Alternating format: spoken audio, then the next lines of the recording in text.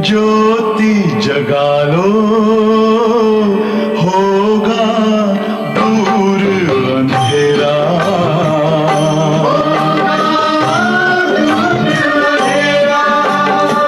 शिव का कर लो ध्यान, आ रहा पावन पुण्य सवेरा।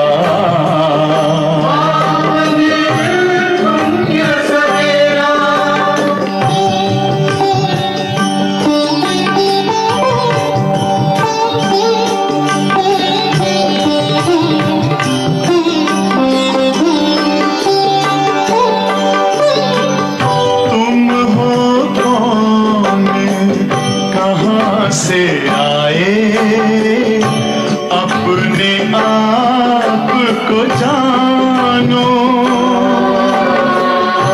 राजयोग के द्वारा अपना परम पिता पहचानो। इसी राजपथ पर चलकर पालो अपना बसेरा।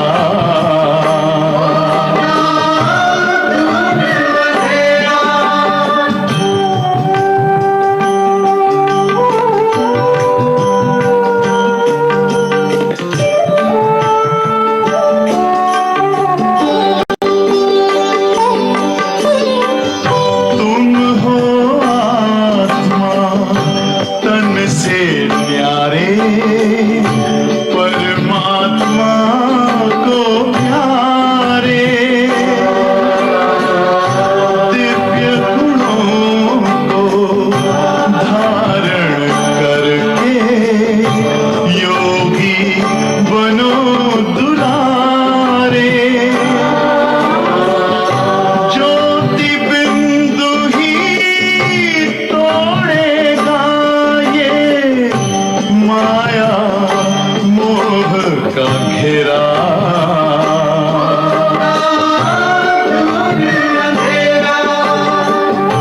अंतर मन में ज्योति जगा लो, होगा दूर अंधेरा।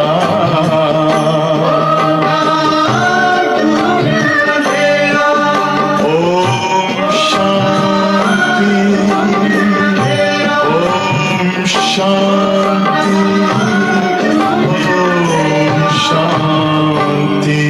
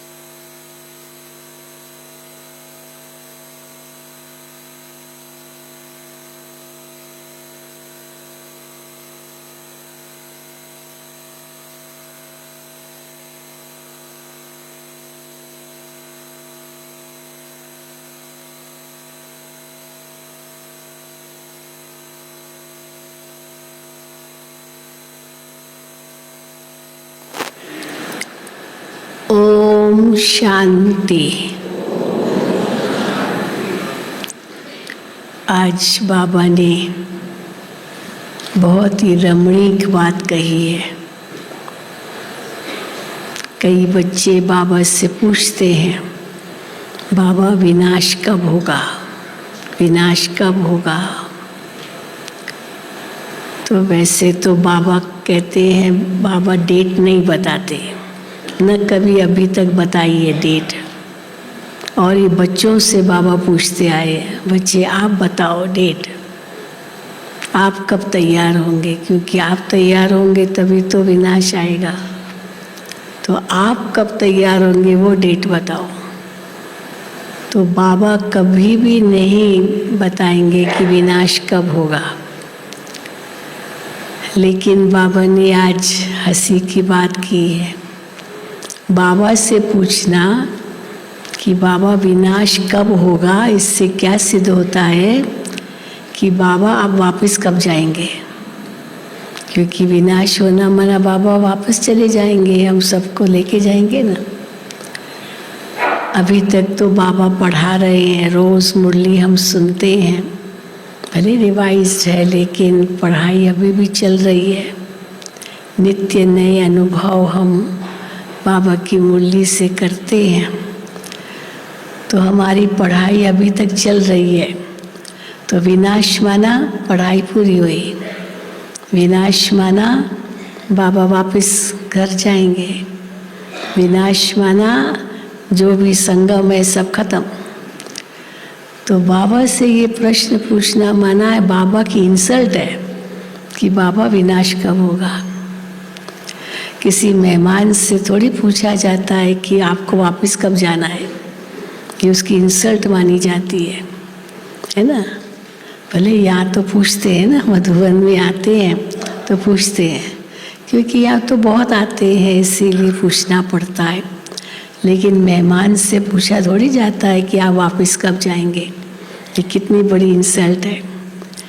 तो कभी कभी हमको हंसी आती है। हम कई भाई बहनों को जिनको हम जानते हैं अच्छी तरह से, तो हम उनको देखते हैं कि अपना सूटकेस लेके आए हैं या जा रहे हैं, पता नहीं चलता है, लेके आए हैं या जा रहे हैं, सूटकेस के साथ बैठे हैं। तो हम चलो उनसे अगर पूछ लेते हैं, अरे वेलकम, आप आ गए हो।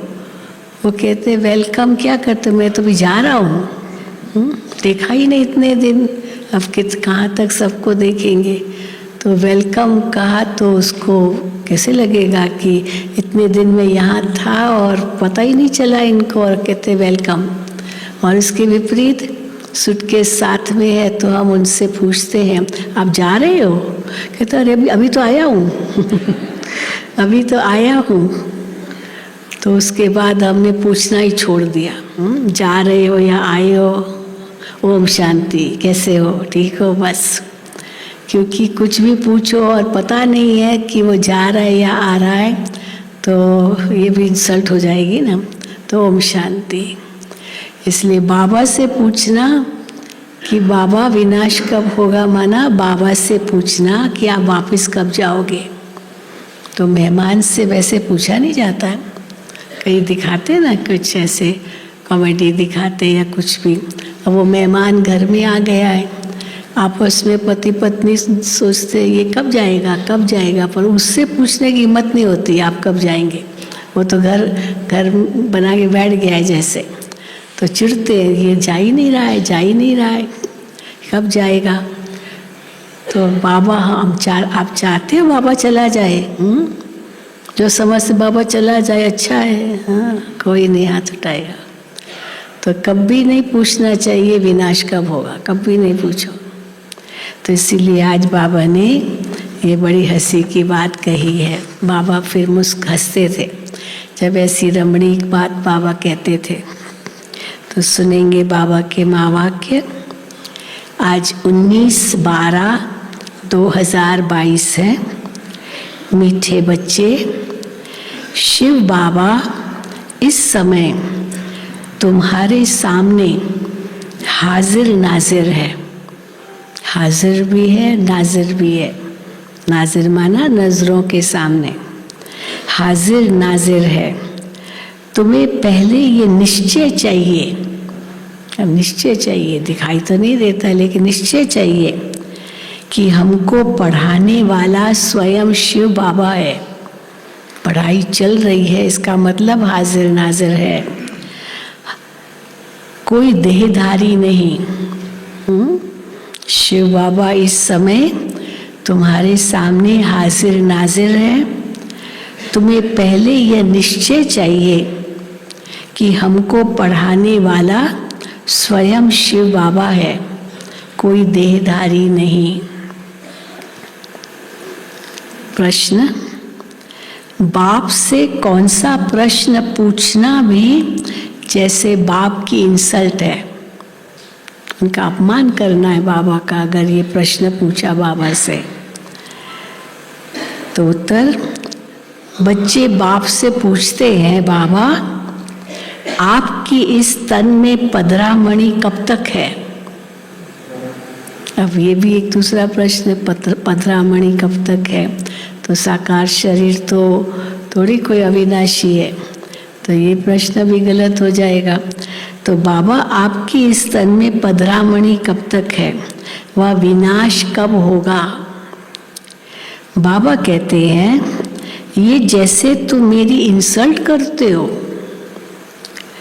मेहमान से पूछना कि आप बाकी कितने दिन रहेंगे, ये तो इंसल्ट हुई ना।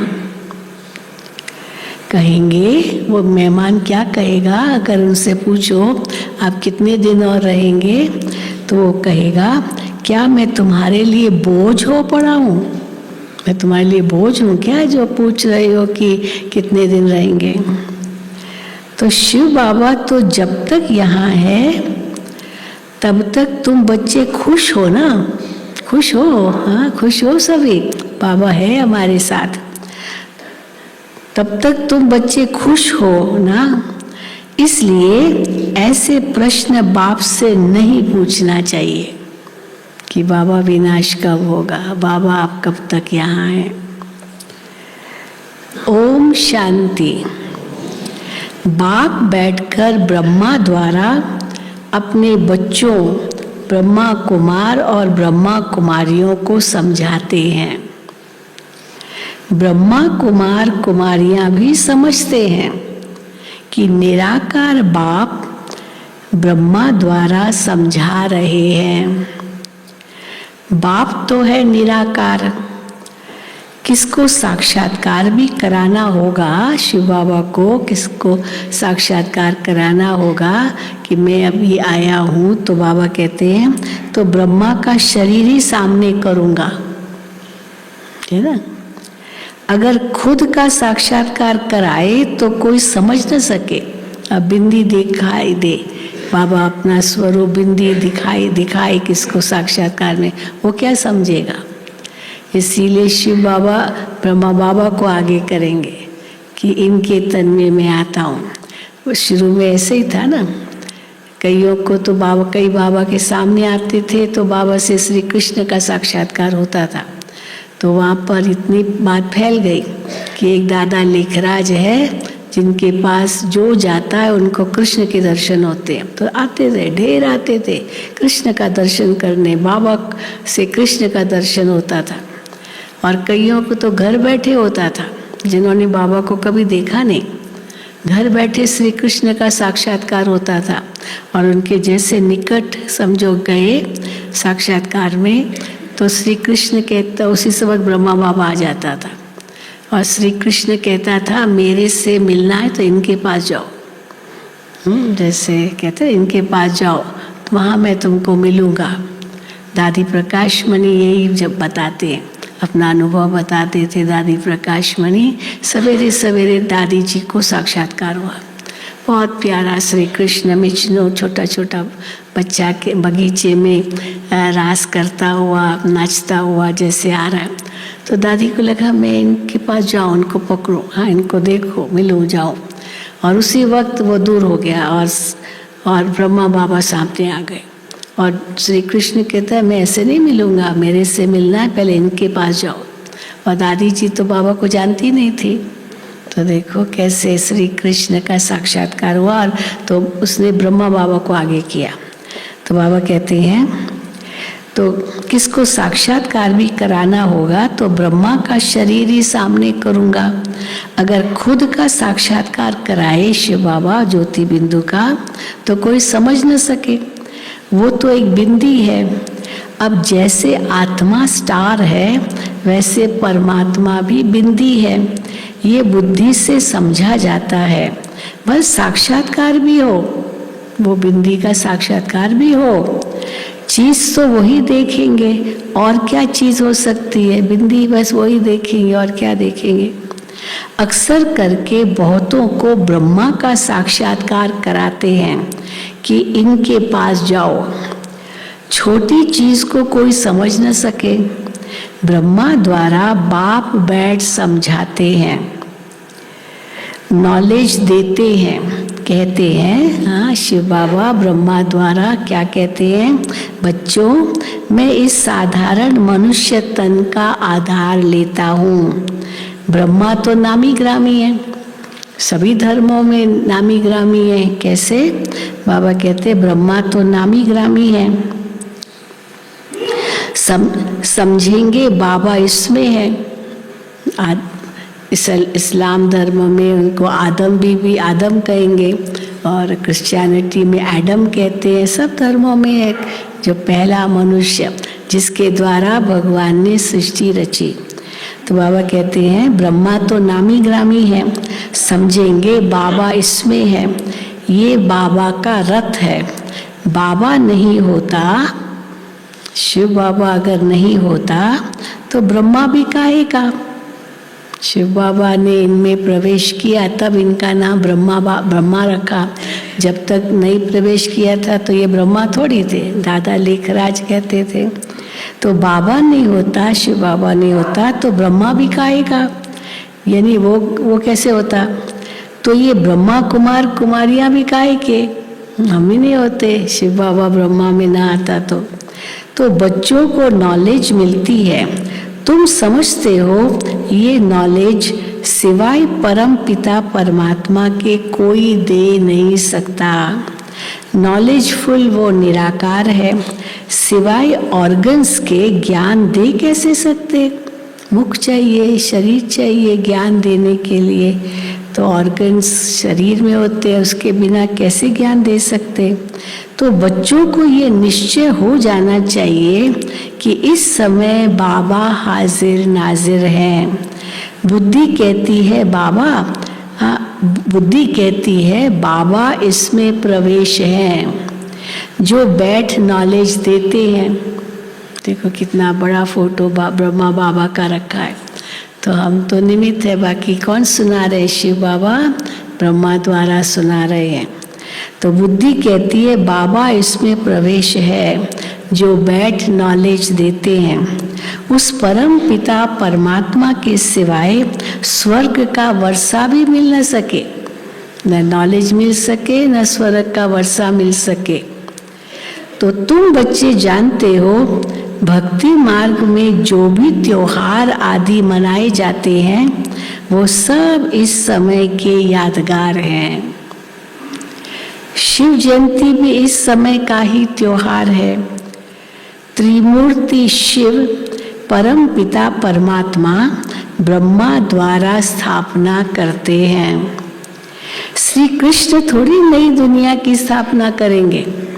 वो छोटा बच्चा वो क्या श्री सत्य की दुनिया की स्थापना करेंगे। तो श्री कृष्ण थोड़ी नई दुनिया की स्थापना करेंगे। ब्राह्मण कुल चला आता है, उनको ये पता ही नहीं है, जो लौकिक में भी ब्राह्मण है, चलो वो ब्राह्मण कुल का अपना मानते हैं, लेकिन उनको ये पता ही नहीं है कि ब्राह्मण सो देवता बन जाते हैं। इस समय संगम पर ब्राह्मण होते, वो देवता बन जाते हैं, पर वो तो ब्राह्मण एक जाति बना दी ना दुनिया में। उनको ये पता ही नहीं कि ब्राह्मण सो देवता बन जाते हैं। ब्रह्मा की औलाद तुम ब्राह्मण हो। जो भी मनुष्य मात्र है, सब मनुष्य मात्र, सब धर्म वाले उन्हों को समझ में आता है कि हमारा ग्रेट ग्रेट ग्रेट ग्रैंडफादर कौन है। ग्रेट ग्रेट ग्रैंडफादर कौन है? कौन है? शिव बाबा, ब्रह्मा बाबा। हमारा ग्रेट ग्रेट ग्रैंडफादर ब्रह्मा है। शिव बाबा तो डायरेक्ट फादर है ना आत्माओं का, पर पहला पिता, फिर उनका बच्चा, उनका बच्चा, उनका बच्चा, ऐसे ना, तो ग्रेट ग्रेट ग्रेट ग्रैंडफादर। तो इसलिए वो आदि पिता और फिर अभी रचना उनकी। तो बाबा कहते हैं तो समझ में आता है कि हमारा ग्रेट ग्रेट ग्रैंडफादर ब्रह्मा है, जिसको आदम बीवी अथवा आदि देव आदि देवी कहते हैं। ये भी शिव बाबा की रचना है। ब्रह्मा भगवान नहीं है, वो भी शिव बाबा की रचना है। बाबा ने रचना कैसे रची रचना भगवान ने? पहले ब्रह्मा तन में प्रवेश किया, इनको अडॉप्ट किया, इनको कहा भी तुम मेरी वनी हो। हाँ, जैसे पुरुष स्त्री को अडॉप्ट करता ना, तुम मेरी पत्नी हो, तो अडॉप्ट किया फिर इनके द्वारा रचना रची। और कैसी रची? मुख की रचना रची। तो बाबा कहते हैं बाबा ने रचना कैसे रची? एडॉप्ट किया। ये है पहले नंबर की बात। पहली बात, शुरू की रचना कैसे होती है? शिव बाबा ब्रह्मा तन में प्रवेश करते हैं और उनके मुख से ज्ञान देते हैं, और जो एक ज्ञान सुनते हैं उनका एक नया जन्म हो जाता है और वो ब्रह्मा कुमार ब्रह्मा कुमारी कहलाते हैं। तो ये है पहले नंबर की बात। ये पहली बात रचयिता। और फिर है रचना। तो अलफ है पहली बात, कौन है? परमात्मा। फिर अलफ के बाद फिर है बे, माना रचना। रचयिता और रचना, ये दो बातें हैं। तो इन बातों को जो अच्छी रीति समझते हैं वही ऊंच पद पाते हैं। अभी तुम बच्चे समझते हो मनुष्य कितना घोर अंधियारे में है। कल्प पहले भी जब आग लगी थी तब जागे थे। कल्प पहले जब आग लगी थी ना, तब जागे थे। ये सीन फिर होगी। अभी आग लग रही है, जब पहले उनको कहा भाई आग न लग जाए, कोई नहीं आग क्या लगेगी, और सचमुच जब आग लगने लगती है तब जागते, अरे आग लग गई। तो बाबा कहते हैं वो सीन फिर होगी, होना भी जरूर है। दूसरे धर्म वाले इन बातों को समझेंगे नहीं, ये ज्ञान नहीं समझेंगे, न पुरुषार्थ करेंगे कि हमको देवता बनना है, ये क्या थोड़ी पुरुषार्थ करेंगे। सतयुग में तो इतने मनुष्य आ न सके, इसलिए सारी दुनिया तो पुरुषार्थ करेगी भी नहीं। जिनको सतयुग में आना है वही पुरुषार्थ करेंगे। तो सारी दुनिया तो दूसरे धर्म वाले इन बातों को समझेंगे नहीं, न पुरुषार्थ करेंगे। सतयुग में तो इतने मनुष्य आ नहीं सकते, वहाँ बहुत थोड़े होंगे। कौन होंगे वहाँ सतयुग में? जो सूर्यवंशी घराने में राज्य करेंगे वही आएंगे, महाराजा महारानी, और फिर उनकी सारी जो क्या कहेंगे राज घराना होगा, रॉयल फैमिली होगी, फिर चलो प्रजा होगी, तो वो सब सूर्यवंशी कहलाएंगे। तो जो सूर्यवंशी घराने में राज्य करेंगे बहुत थोड़े होंगे। सब ड्रामा के बंधन में बांधे हुए हैं, उनको अपने समय पर ही आना है। बाप खुद कहते हैं मैं भी ड्रामा के बंधन में बांधा हुआ हूँ। शिव बाबा भी बांधा हुआ, ड्रामा ने सबको बंधन में बांधा है। मैं भी ड्रामा के बंधन में बांधा हुआ हूँ। कोई बात का रेस्पॉन्ड ड्रामा में होगा तो बताऊंगा। बच्चे बाबा से कई प्रश्न करते तो बाबा कहते अब ये ड्रामा में होगा तो बाबा बताएगा, ड्रामा में होगा तो बताऊंगा। ड्रामा का सारा राज अभी थोड़ी बताऊंगा, मेरे में भी पार्ट नूंधा हुआ है, मुझे कब बताना है ये भी बाबा कहते मेरे में पार्ट नूंधा हुआ है। मैं चाहूँ बताऊं पर अभी बताने का पार्ट नहीं है, तो बाबा कैसे बताएंगे? नहीं बताएंगे। ड्रामा का सारा राज अभी थोड़ी बताऊंगा, मेरे में भी पार्ट नूंधा हुआ है। जैसे इमर्ज होता जाता है तुमको समझाता जाता हूँ। सब कुछ ड्रामा अनुसार ही चलता है, उसमें फर्क नहीं पड़ सकता। ये बहुत बड़ी बात है, बस इनको क्या समझना है। हाँ, इसमें प्रश्न करने की जरूरत ही नहीं, क्योंकि ये एक ऐसा गुह्य राज है जो भगवान ने आके खोला है, मनुष्य तो जानते ही नहीं है। तो बाबा कहते हैं इसमें फर्क नहीं पड़ सकता है, सबको ड्रामा अनुसार ही चलता है। ड्रामा में नहीं होता तो रेस्पॉन्ड करेंगे ही नहीं। नहीं है ड्रामा में अभी बताने का। ऐसे नहीं कि अभी बता दूंगा कि बाकी इतने वर्ष है। बाबा से पूछते हैं, बाबा कब तक इस शरीर में मुसाफिरी करेंगे? ये भी प्रश्न करते हैं। बताएंगे नहीं, सब अचानक होगा, है ना। ड्रामा में है नहीं तो क्या कर सकते हैं? ड्रामा में होगा तो बताएंगे। मैं आया ही हूँ तुम बच्चों को पढ़ाने, मैं तुम्हारा बाप भी हूँ। तुम गाते हो तुम मात पिता हम बालक तेरे, वही पाठ बजा रहा हूँ। तुम्हारी कृपा ते सुख घने रे, तो वही पाठ बजा रहा हूँ। मात पिता बन करके सुख घने रे देने का पाठ बजा रहा हूँ। मेरा फर्ज है तुमको शिक्षा देना।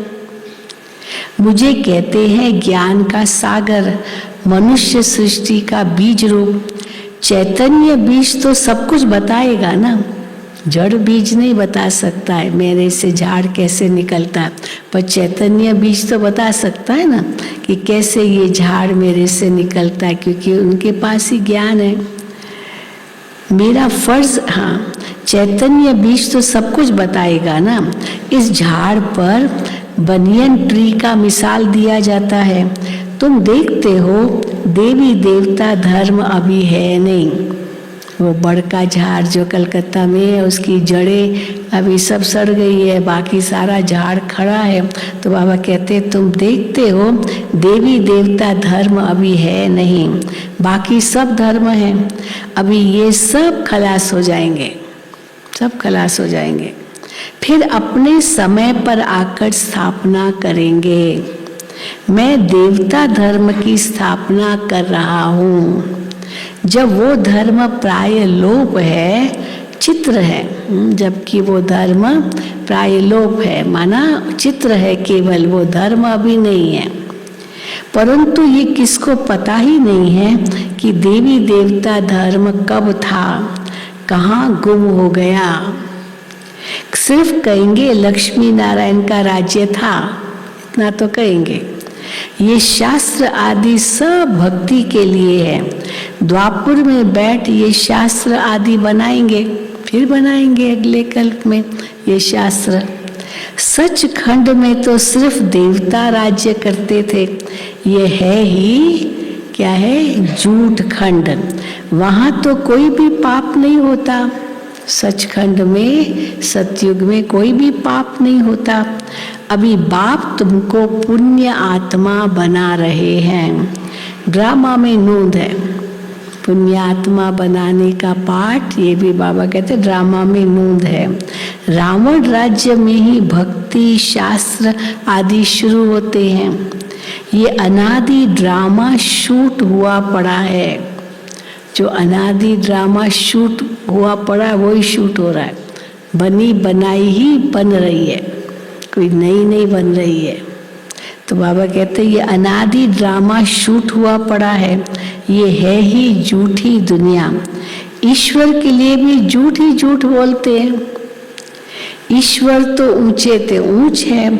हम उनसे मिलना चाहते हैं तो जरूर उनसे कुछ मिलता है।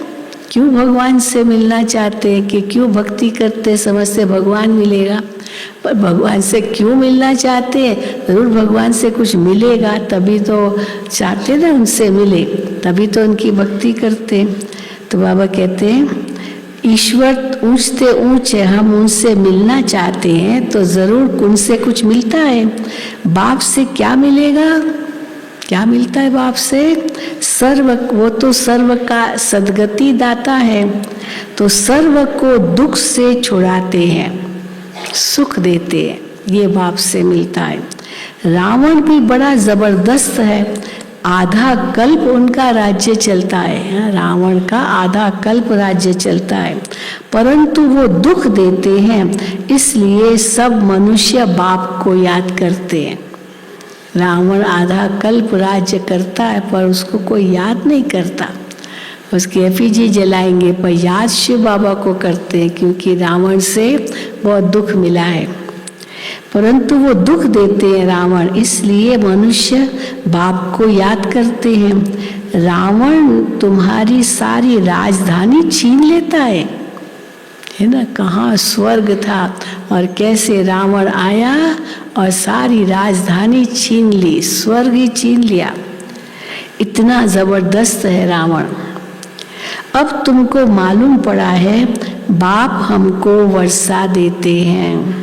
कैसे छीन लिए रावण ने, कैसे हमारी सारी राजधानी छीन ली। पहले पहले क्या छीना, ऐसे ना एक धक धक से सारी राजधानी छीन ली। पहले पहले क्या छीना, पहले पहले हमारा जो पवित्रता का ताज था वो छीना।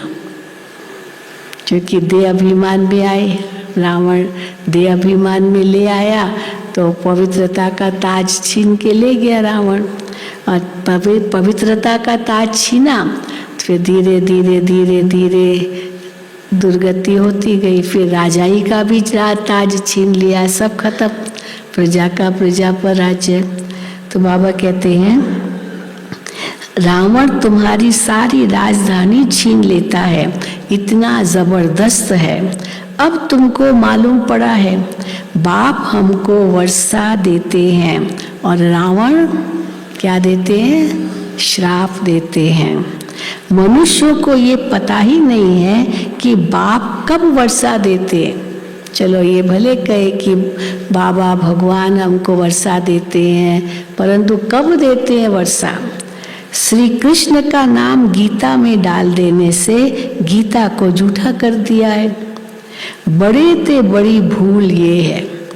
अब श्री कृष्ण तो वर्षा देता नहीं है, क्योंकि गीता में तो यही लिखा है ना, मैं तुमको राजाओं का राजा बनाता हूँ। मैं बना, ये वर्षा है ना। अब श्री कृष्ण तो नहीं देता है, तो ये कितनी बड़ी भूल है। ये बाबा, ब्रह्मा बाबा की बात लौकिक में, ये बाबा भी तो नारायण का पक्का भगत था। वही नारायण फिर नर बन करके अपने ही पूज्य नारायण स्वरूप की पूजा करते थे ब्रह्मा बाबा। तो बाबा कहते ये बाबा भी तो नारायण का पक्का भगत था। गीता पढ़ता था, गीता पढ़ने बगैर कोई काम नहीं करता था। सबसे पहला काम उठते ही नहाना धोना, नहा धो करके पहले गीता का पाठ करना। हम लोग भी क्या करते हैं, सवेरे उठे, नहाए धोए और फिर मुरली पढ़ते ना, ऐसे पढ़ते ना। तो देखो तो भगत लोग भी क्या करते थे, जो पक्के भगत सवेरे सवेरे नहा धो करके गीता का पाठ करना। बाबा ट्रेन में बहुत सफ़र करते थे, तो ट्रेन में तो रात को भी रहना होता है। तो ट्रेन में भी सफ़र करते, रात को सवेरे जब उठते थे तो पहले स्नान करना ट्रेन में, फिर गीता पढ़ना, फिर और कुछ काम। तो देखो बाबा कहते हैं ये बाबा भी तो नारायण का पक्का भगत था, गीता पढ़ता था। गीता पढ़ने बगैर कोई काम नहीं करता था।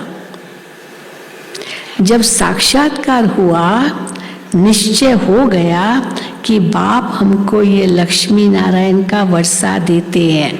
हाँ, तब तक तो बाबा गीता ही पढ़ता था, पर साक्षात्कार हुआ विष्णु का और हम ही ये बन रहे हैं, तो बाबा को उत्सुकता हुई, मैं ही ये बन रहा हूँ, मैं तो इसकी पूजा करता हूँ। तो जब साक्षात्कार हुआ, निश्चय हो गया कि बाप हमको ये लक्ष्मी नारायण का वर्षा देते हैं। अभी तो बहुत कुछ समझ में आ गया है। ब्रह्मा बाबा को पहले तो कुछ समझ में नहीं आता था। हाथ में गीता उठाते थे कि सबको सुनानी है, और गीता तो पुस्तक वहीं पड़ी रही, और शिव बाबा उनके तन में प्रवेश करके उनके मुख द्वारा बोलने लगते थे। तो बाबा को समझ में नहीं आता ये कौन मेरे मुख से बोल रहा है, ये ज्ञान मुझे तो है ही नहीं, पर शिव बाबा बोलते थे। तो बाबा कहते हैं अभी तो बहुत कुछ समझ में आ गया है। ये ब्रह्मा बाबा कहते हैं, शिव बाबा समझाते रहते हैं, कभी कोई शास्त्र नहीं उठाया। शिव बाबा ने प्रवेश किया और ज्ञान देना शुरू किया। कोई शास्त्र उठा के थोड़ी शिव बाबा ने पढ़ा। ब्रह्मा बाबा तो लौकिक में गीता पढ़ते थे, हाँ, किताब लेते थे। पर शिव बाबा की प्रवेशता हुई तो किताब विताब सब खत्म। कोई शिव बाबा किताब लेके नहीं सुनाते। शिव बाबा समझाते रहते हैं, कभी कोई शास्त्र नहीं उठाया, बाबा सुना रहे हैं। ब्रह्मा बाबा ने सब छोड़ दिया क्योंकि शिव बाबा डायरेक्ट सुना रहे हैं। ये भी कहते हैं मैं सुन रहा हूँ, सबसे पहले कान ब्रह्मा बाबा के सुनते हैं, मैं सुन रहा हूँ। कभी बाबा नहीं है, समझो शिव बाबा की प्रवेशता कई बार समझो नहीं भी हुई, तो ये भी तो सुनाते हैं ना, ऐसे थोड़ी ब्रह्मा बाबा नहीं सुना सकते। कई बार ऐसे होता है, ऐसे लगता है आज ये ब्रह्मा बाबा की मुरली है, बाबा अपने अनुभव से सुनाते थे। शिव बाबा तो डायरेक्ट ज्ञान देंगे, पर ये अपने अनुभव से सुनाते, समझते थे ये ब्रह्मा बाबा की आज मुरली है, इनको मुरली दे दी है। जैसे कि उसने बहुत ज्ञान दिया कृष्ण ने, तो बाबा कहते हैं मूंझ गए हैं। 3 बायोग्राफीज, 3 जीवन कथाएं कहानियां संगम पर है, तो तीनों ही मिक्स हो गई, शिव बाबा की, ब्रह्मा बाबा की और श्री कृष्ण की, तीनों को मिला दिया है, तो मूझ गए हैं। तो बाप बैठ बच्चों को समझाते हैं, त्रिमूर्ति में श्री कृष्ण तो है नहीं। देखो बाबा ये भी राज बताते हैं, त्रिमूर्ति में तो ब्रह्मा विष्णु शंकर है, श्री कृष्ण तो है नहीं, भल करके है परंतु गुप्त। श्री कृष्ण कैसे है त्रिमूर्ति ब्रह्मा विष्णु शंकर में? श्री कृष्ण है ब्रह्मा विष्णु शंकर में, है या नहीं है? बाबा कहते है। कैसे है? कैसे है? विष्णु का ही तो रूप है वो। श्री कृष्ण कौन है? विष्णु का ही तो साकार रूप है ना, श्री नारायण, और श्री नारायण का बचपन का रूप श्री कृष्ण, तो गुप्त रूप में श्री कृष्ण भी है त्रिमूर्ति में ना, क्योंकि विष्णु ही का वो साकार रूप है। तो बाबा कहते हैं भल करके है परंतु गुप्त। हाँ, भल करके है परंतु गुप्त है। राधे कृष्ण ही लक्ष्मी नारायण बनते हैं, इसीलिए विष्णु में है ना श्री कृष्ण, तो त्रिमूर्ति में है श्री कृष्ण। ये भी किसको पता नहीं है कि परम पिता परमात्मा ने समझाया था, अब भी समझाते रहते हैं। साधु संत आदि इस बात को समझ जाए तो यहाँ सबकी भीड़ मच जाए, सब आए। परंतु ड्रामा में ऐसे भी नहीं है, भीड़ होना इतना लाखों तो क्या करोड़ों आ जाए मानो, हाँ, तो बाबा कहते हैं भीड़ मच जाए। बाबा कहते हैं हाँ ये ड्रामा में है नहीं, क्योंकि पढ़ाई तो साइलेंस में होती है ना, खाली भीड़ में थोड़ी कोई पढ़ाई होती है, परंतु ड्रामा में ऐसे भी नहीं है। बाप कहते हैं मैं संगम पर आकर राजयोग सिखाता हूँ, जो पास होते हैं वो सूर्यवंशी बनते हैं और जो फेल होते हैं वो चंद्रवंशी बनते हैं। हाँ, सूर्यवंशी की प्रजा सूर्यवंशी होगी और चंद्रवंशी की प्रजा चंद्रवंशी होगी। तो तुम बच्चों की बुद्धि में सारे चक्र का ज्ञान है, तुम हो स्वदर्शन चक्रधारी ब्राह्मण, ये है सर्वोत्तम ब्राह्मण कुल। तुम सेवाधारी हो, तुम गुप्त वेश में भारत को योग बल से स्वर्ग बनाते हो। गुप्त वेश में, दुनिया नहीं जानती हम क्या कर रहे हैं, तो तुम गुप्त वेश में भारत को योग बल से स्वर्ग बनाते हो। तुम्हारे लिए स्वर्ग जरूर चाहिए। क्यों चाहिए हमारे लिए स्वर्ग? हम पवित्र बन रहे हैं, तो पवित्र बन रहे हैं तो हमारे लिए पवित्र दुनिया चाहिए। इस अपवित्र दुनिया में थोड़ी हम रहेंगे, इसलिए बाबा कहते हैं तुम्हारे लिए स्वर्ग जरूर चाहिए। पुरानी दुनिया को खत्म करना पड़े, अगर स्वर्ग लाना है सृष्टि पर तो इस पुरानी नर्क की दुनिया को खत्म करना पड़े। श्रीमत पर तुम अपनी राजधानी स्थापन कर रहे हो। यादवों की राजाई खत्म होनी है, सब खत्म होना है। पांडव राजाई स्थापन कर रहे हैं नई दुनिया के लिए। पांडव राजाई स्थापन कर रहे हैं नई दुनिया के लिए। पुरानी दुनिया को तो, पुरानी भंभोर को तो आग लगनी है, ये भी समझते हैं। बाकी कितने दिन होंगे? रोज धमकी मिलती रहती ना, देश दूसरे देश को धमकी देते रहते, मैं तुम्हारे ऊपर बम गिराऊंगा, ये करूंगा, बहुत कुछ कर रहे हैं। लेकिन उनको पता है कि अगर एक गिराएगा तो और जिस पर गिराएगा वो फिर अपनी तरफ से बम फेंकेगा, खत्म। एक बार शुरू हुआ ना कुछ, फिर वो रुकेगा नहीं। इसीलिए उनको थमा रहे हैं, अभी नहीं, हाँ ये नहीं। तो बाबा कहते हैं बाकी कितने दिन होंगे, बहुत थोड़े, बाकी कितना समय है ये हम पूछ नहीं सकते। कितना समय और है, बाबा कहते पूछ नहीं सकते हैं बाबा से, मेहमान से पूछा नहीं जाता है आप कितने दिन रहेंगे। कहेंगे हाँ, वो मेहमान से अगर पूछा आप कितने दिन रहेंगे, इसका मतलब मैं शायद बोझ हूँ, तभी मेरे से पूछ रहे हैं कितने दिन रहेंगे। शिव बाबा कहते हैं मैं यहाँ हूँ तो तुम खुश रहते हो ना, और ही खुश रहते हो ना। और ही बाबा को कह चाहे बाबा आप नहीं जाओ, बस हमारे साथ ही रहो, खुश हैं हम बाबा आपके साथ। तो मैं यहाँ हूँ तो तुम खुश रहते हो ना। फिर पूछते क्यों हो कि कब तक पधरामणि है। ये पूछना भी जैसे इंसल्ट है, इसमें भी लज्जा आनी चाहिए, शर्म आना चाहिए। ऐसे पूछ रहे हैं बाबा से, मेहमान से पूछ रहे हैं कि आप कब जाओगे, तो इसमें भी लज्जा आनी चाहिए। ये पूछना तो ऐसे हुआ कि बाबा जल्दी जाए, हाँ जल्दी जाए तो अच्छा है। इसलिए ऐसे सवाल बाबा से पूछ भी नहीं सकते हैं।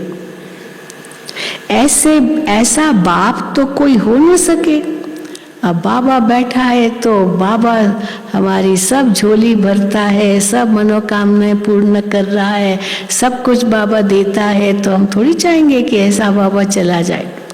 तो ऐसा बाप तो कोई हो न सके।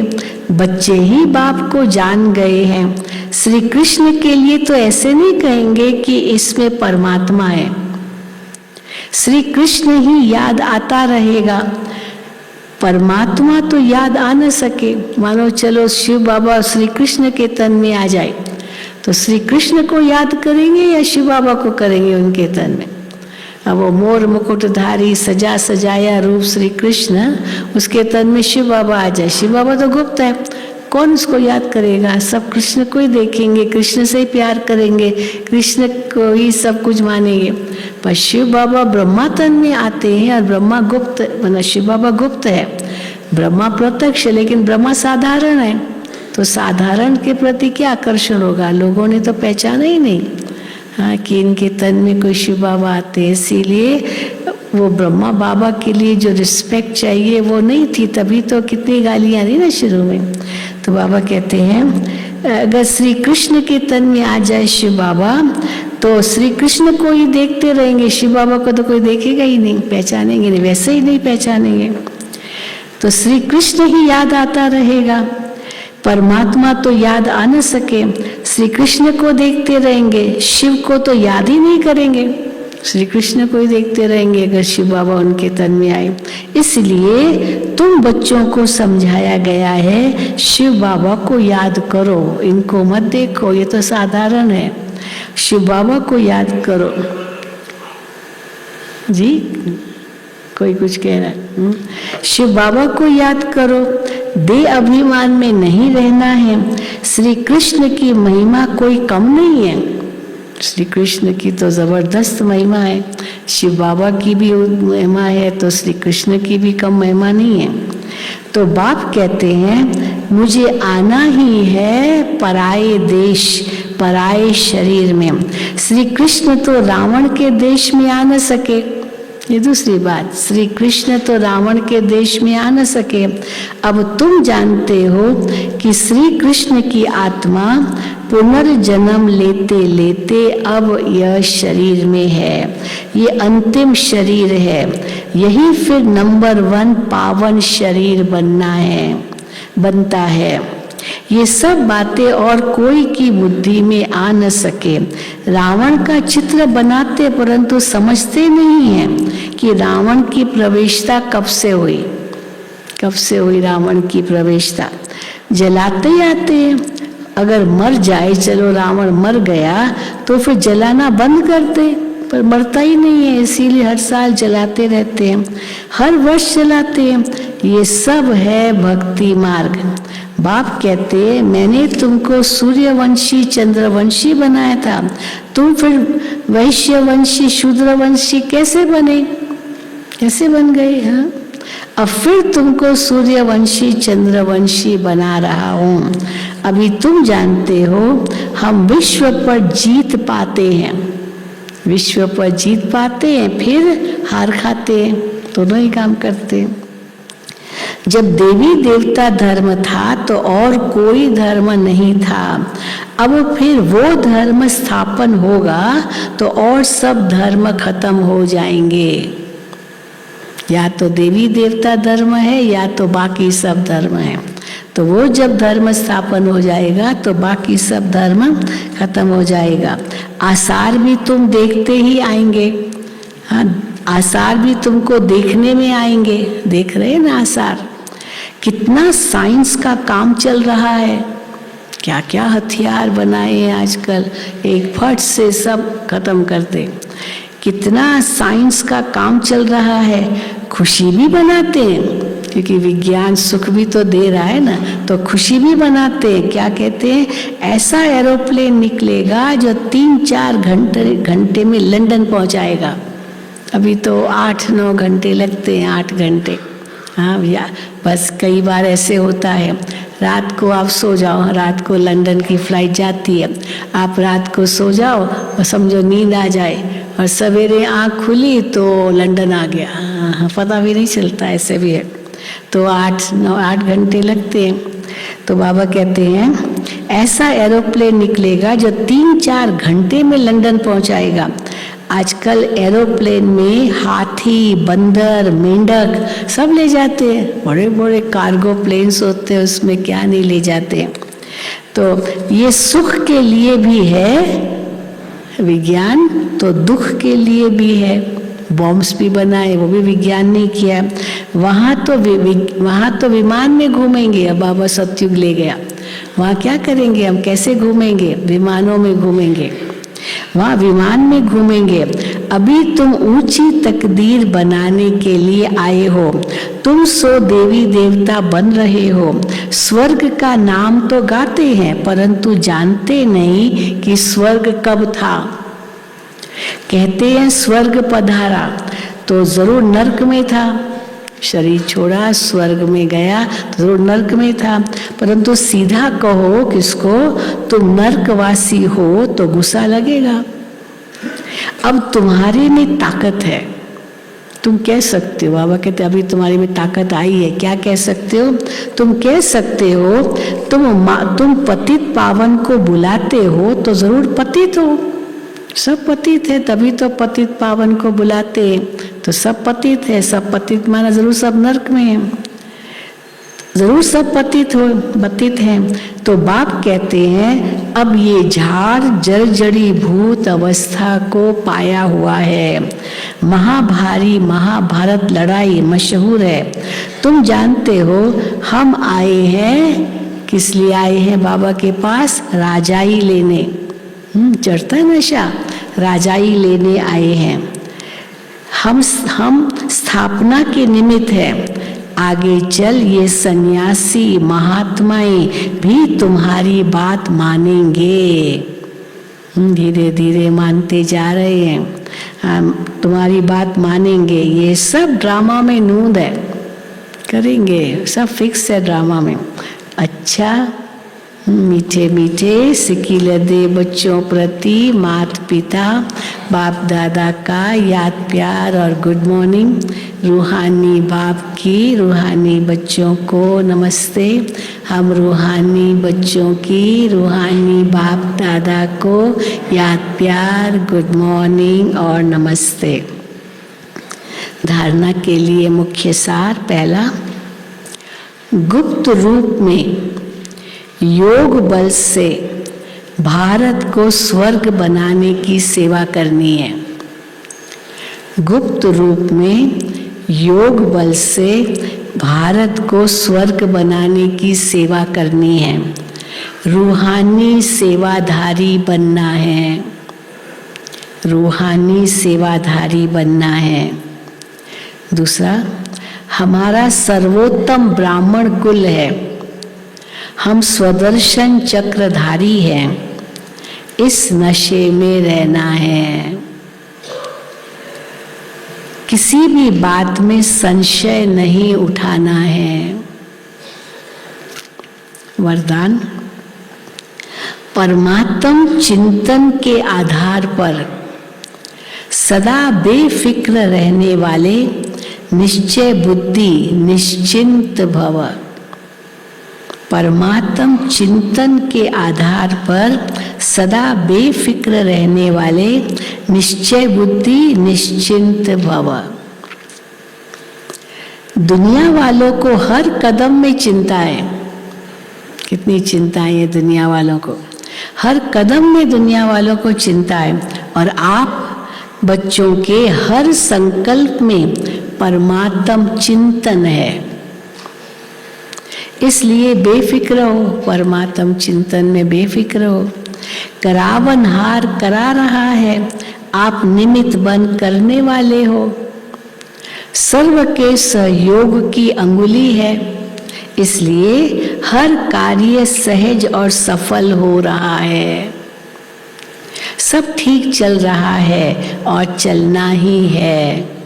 कराने वाला करा रहा है, हमें सिर्फ निमित्त बन तन मन धन सफल करना है। यही है बेफिक्र निश्चिंत स्थिति। स्लोगन, सदा संतुष्टता का अनुभव करना है तो सबकी दुआएं लेते रहो। दुआएं लेते रहो तो संतुष्टता का अनुभव करेंगे। तो सदा संतुष्टता का अनुभव करना है तो सबकी दुआएं लेते चलो। दुआएं मिलेगी, आप निश्चिंत हो जाएंगे, उड़ेंगे। हाँ, दुआओं से चल रहे हैं, लेकिन उसके लिए क्या करना होगा? इतनी सेवा करनी होगी ना। चलो, ओम शांति, ओम शांति। अभी हम सब बाबा की याद में बैठेंगे। अच्छा, ये भाई हमारे फोटोग्राफी डिपार्टमेंट वाले ने याद कराया है।